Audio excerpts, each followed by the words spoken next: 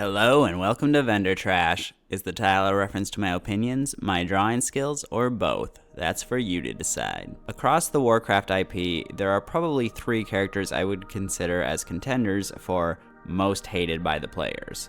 The first of these was Medan, Medivh and Garona's son, who basically got all the superpowers and was considered such a train wreck that he got retconned out of existence. Because of that, and how long ago his story was, I think he's not really hated that much nowadays, more so forgotten about. The second would be Zovaal, the jailer, and hatred for him is quite understandable. Blizz tried shoving way too much significance on him as the ultimate big bad during Shadowlands without properly building him up or giving him much of a personality. He was a textbook case of a poorly written villain. And the third candidate, for very different reasons, is Nathanos Blightcaller, Nathanos Maris in life, and the champion of the Banshee Queen Sylvanas Windrunner. It's no mystery why so many players hate him, mostly because they'll vocally tell you why they do, but I always found the disdain for him to be rather excessive and perhaps unjustified. In fact, I actually quite like Nathanos and think he's a delightful guy to have around. Now, if you happen to hate the guy, then I'm not saying you're wrong to feel that way, especially if you're an Alliance main, but even if you're Horde. It's perfectly fine to hate a character, and there are certainly ones that I abhor. See the video I put out 2 weeks ago. But the sheer volume of disgust for Nathanos has always struck me as wildly disproportionate to what it ought to be. So consider this video my defense of Nathanos, as I examine the main reasons players seem to dislike the man and refute them as best I can. And those reasons seem to be the belief that he's a self-insert of former Blizzard writer Steve Denusser, that he is mean, and that he is just Sylvanas' lapdog. First things first, the belief that Nathanos was retrofitted into Steve Denusser's self-insert. And I say retrofitted because Nathanos did exist as a character long before Denusser ever worked at Blizzard, and was, in fact, already known as Sylvanas' champion.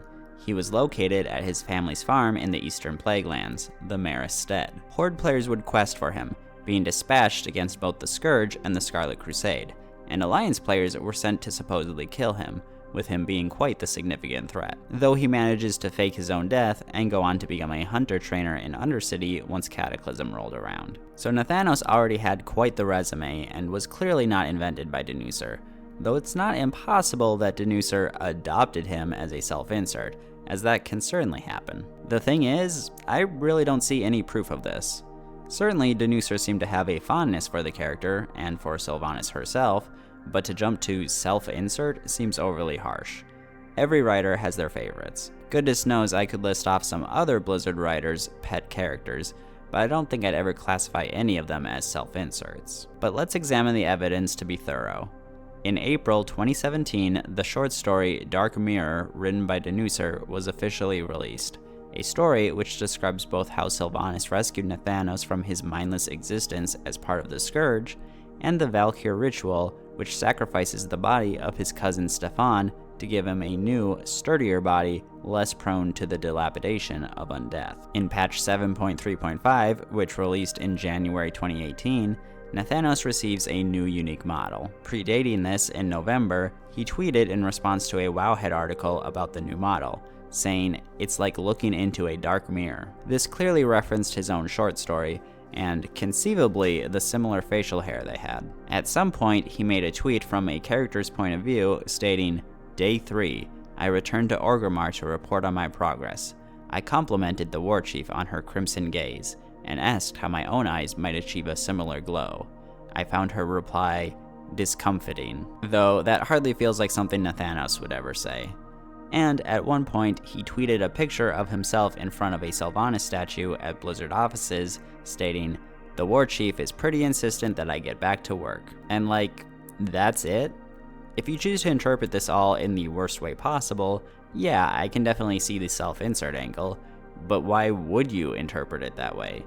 It seems far more plausible to me that Denusser just made some tweets that he thought were humorous about some characters that he enjoyed working on, The horror! The horror, I say! The so-called resemblance between Denuser and Nathanos' model is vague at best, and certainly not something Denuser could've or would've orchestrated on his own. Seems more like a funny coincidence than anything else. Okay, but Nathanos also became a really prominent character during Denuser's tenure. I mean, yeah, and? Sylvanas became war chief at the start of Legion, and one of the more noteworthy undead generals got more focus. Guess what happened when Garrosh became war chief? Characters like Malkarak and Nazgrim got more focus. Guess what happened when Tyrande had her whole Night Warrior stint? Chandra suddenly pops up for a bunch of quests. Shocking that when one character gets story focus, characters related to them also get more focus. Who would imagine? And guess what? Nathanos gets killed off by Tyrande in the Shadowlands pre-patch, meaning that aside from some Stormheim quests, he was really only featured for one expansion before being rotated out. And mind you, it would have been incredibly easy to use Nathanos in Shadowlands. That's where his soul went, obviously. But all we get is an implication that Zovaal was keeping his death and location a secret from Sylvanas, and that she would one day find it. Like 3 lines of dialogue across 2 years of narrative. Besides, it's not as if Denuser had unilateral control over the narrative anyway. Heck, the only expansion that he was narrative director for, from start to finish, was Dragonflight. Ultimately, I am completely unconvinced that Denuser had some unhealthy level of self-identification with Nathanos. He just liked the character. Guess what? So do I. It feels more to me like the community witch hunted him because they didn't like Nathanos or the broader story. Self-insert is one of those accusatory and damning words that gets thrown around way too lightly, like Mary Sue. So of course people would use it as a weapon against the character and against a human that was writing him. The second reason everyone seems to hate Nathanos, he's mean. And I actually kind of disagree with this take outright. He's certainly not nice, I'll give you that. He's always been characterized as the kind of person that values competence and actual results, without much interest in performative dialogue and other pleasantries. He's straightforward and a bit grumpy, but doesn't really strike me as a mean-spirited person. I mean, perhaps against the Alliance, but that shouldn't upset anyone. Plus, we do get to see moments of genuine kindness, generally towards Sylvanas. He looks out for her physical and mental well-being, does not wish to be a burden on her by making other Farstriders question her when she tries to induct him into their ranks, tries to spare her the hurt of undue optimism when she seeks allies in their undeath, and tracks her down in the wilds after Verisa shatters her heart in war crimes. But at any rate, just to be thorough in my analysis, I did something that many WoW players would consider a form of torture. I went back and listened to what I believe are all of Nathanos' lines from Legion through Shadowlands. Mind you, Legion and Shadowlands had about 2 minutes worth apiece, so it's pretty much BFA. A good chunk of which was Siege of Borealis, Tolda Gore, and the Darkshore Warfront voice lines. And what did I find? Well, first of all, the people who actually look up Nathanos' voice lines actually seem to be big fans of the character. Makes sense, now that I think about it.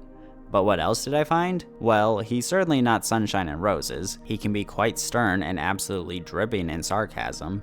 He barks orders. He gets aggravated if you're losing the Seething Shore battleground.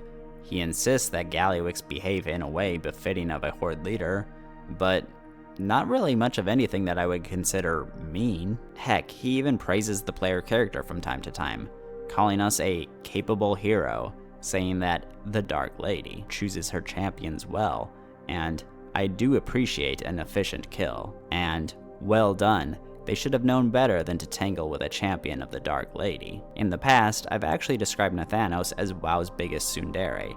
He acts like a jerk and like he doesn't care about us, but he actually respects and believes in us, maybe even secretly likes us, quite a bit. It's just difficult for most players to pick up on that because he isn't a Japanese schoolgirl. Like, Nathanos isn't the type of person most of us would want to pal around with, but he doesn't need to be. And he's not always even a downer. He's got some great subdued comedic elements, like his visceral hatred for birds that I have to assume stems from his origins as a farmer. He says zounds in Seething Shore randomly enough, and listen to some of these Darkshore zingers. How uncouth for the Queen of the Tree Elves, is it? No, I suppose that won't do. What exactly do you rule over these days? Bold words from someone who abandoned the world to take a 10,000-year nap. Here we are, strolling along your shoreline, with a lovely view of your world tree. Well, such as it is. Or when he's confronted in the Shadowlands pre-patch, you managed to track me to the most unlikely of places, my very own home. Dude has a sense of humor, if you're paying attention. So ultimately, I cannot really see the derisive, player-hating, angry person that the community perceives him as. Why then is he viewed this way by so many? Why the immense hatred for him? Well, I think it's because he really stands out. In an ocean full of characters constantly singing our praise and telling us how valuable and indispensable and reliable we are, showing us nothing but the utmost respect and admiration, Nathanos doesn't. Of course, the one guy that doesn't treat us like we're Amenthul's greatest gift to Azeroth is going to look nasty by comparison. He just treated us the way someone who's admittedly a bit of a sourpuss would treat someone under their military command.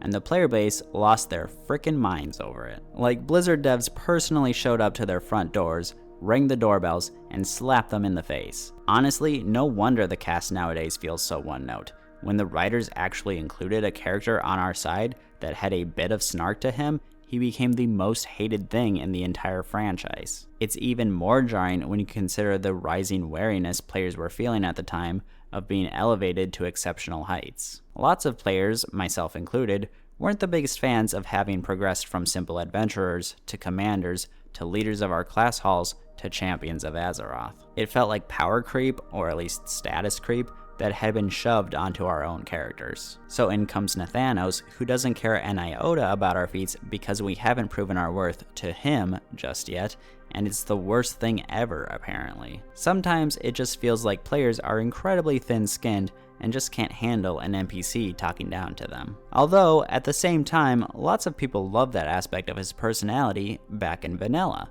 and I was honestly shocked looking back at the quest text for then, because he was way more demeaning to the player. Almost every quest has him calling you imbecile. Once he calls you worm, another time brain-dead riffraff. Seriously, his return to the spotlight really softened him up, but even back then, you did gradually earn his respect as you progressed through his quests. He literally says so at one point, and comments that we've earned a spot amongst his champions. And I know it's probably mostly different people with different views on it all, but I do find the love for vanilla Nathanos and the hate for BFA Nathanos that I see to be a strange phenomenon. The one main point I see levied here is that BFA Nathanos has his far cleaner, less decrepit body. So it's endearing when he's all bony, but repugnant when he's attractive? Okay. And the third major argument that players have for why Nathanos sucks is that he is, as they describe him, a total Sylvanas simp. To which I say, how does that make him unique? Come on now, half the players in this game are currently losing their minds over Xal'atath's feat. I don't really see the harm here. But also, obviously, calling him a simp or Sylv's lapdog is dramatically oversimplifying their relationship. Yes, she is the more dominant one of the two, but they genuinely care for each other and treat each other with respect. When they first met, Nathanos filled a role for Sylvanas that few outside of her family ever did. He treated her as an honest equal. Though there were plenty of people in her life that were pleasant to be around, most fell into the camps of either being too dull and unengaging, or actually meaning harm with their words and actions, neither of which were to her liking. Nathanos brought with him all of the snark and verbal combat she could ever desire, but with the assurance that he held the utmost respect for her. Basically, he's a total bro to her. And on the flip side, Sylvanas serves as someone that Nathanos can admire, but whom respects and values him. It's hard to say how he was treated by other humans of Lordaeron. He was certainly respected for his military prowess, but we aren't actually privy to his day-to-day interactions. In Quel'Thalas, though, he was definitely looked down upon and ostracized by virtually everyone, including those whose lives he had saved. Sylvanas was pretty much the sole exception. As I stated earlier, Nathanos respects those who prove their worth to him, and Sylvanas is in many ways much the same. It's little wonder the two would fall for each other, especially when both often felt isolated by those around them. And though undeath would sap both of them of much of the passion and emotion they had felt in life, her rescuing of him from Scourge control and their continued cooperation would help cement their commitment to one another. During his rehabilitation period, she made a promise to Nathanos that despite their current conditions, the two of them would get back to being as they once were, relationally speaking. So, the relationship was genuine, but was it lopsided with Nathanos simply doing as Sylvanas bid? No, not really. He was not afraid to offer his dissenting opinion, if he thought sharing it might accomplish anything. Admittedly, he does seem to become more obedient, as it were, during much of BFA, but it's hard to write nuance when you don't know what any of the characters' true motivations actually are. Anyway, in the Sylvanas novel, he calls her out for her brooding, forces her to eat while she is mourning her parents, and firmly stops her from striking Varisa and rupturing their relationship further than she was already about to. He points out to her when she's making rationalizations to herself, as when she sought to align the Forsaken with the Alliance. Although he does not openly defy her, Nathanos is taken aback by Sylvanas' decisions at the end of the Gathering and to burn Teldrassil, hesitating before executing the orders. And most importantly of all, when Alliance and Horde forces approach the gates of Orgrimmar at the end of BFA, he is the one that tells her that for all of Zoval's claims to the contrary, they do have a choice, and that the two of them could simply abandon the plan and run away together because being with her is what he cares about. He is, in this moment, very clearly arguing for what he wants over what she wants. And though I'm not a fan of where Sylvanas has now landed as a character, I do think that after finding him, she aims to make amends, as it were, for everything that she put Nathanos through. Actually, it's possible that she has found him as of the 1127 quests, but it's left fairly ambiguous. Not that he would fault her for what she did anyway, but devoid of any cosmically important mission or even really responsibilities to the factions, she may be able to focus on fulfilling the promise she made to him years ago. And those are the three main causes of hate for Nathanos: the Denuser's self-insert perception, the meanness perception, and the lapdog perception. None of which I really agree with. And even beyond all that, I think there's a lot of other stuff to appreciate about Nathanos that most players can't or don't want to see. He's clearly a very unique character within the IP's roster. Someone who does not lavish us with any undue praise, which, as a result, makes any praise that we do receive from him feel all the more genuine. He's got a playful snarkiness to him that can actually make him a great source of levity at times. He can demonstrate an endearing sense of camaraderie, as he did when collaborating with Sourfang during the A Good War novella, at least up until the Malfurion incident that drove a firm wedge between them. There's a kindness to him that feels pure when you see it because it isn't fueled by some belief in his own goodness.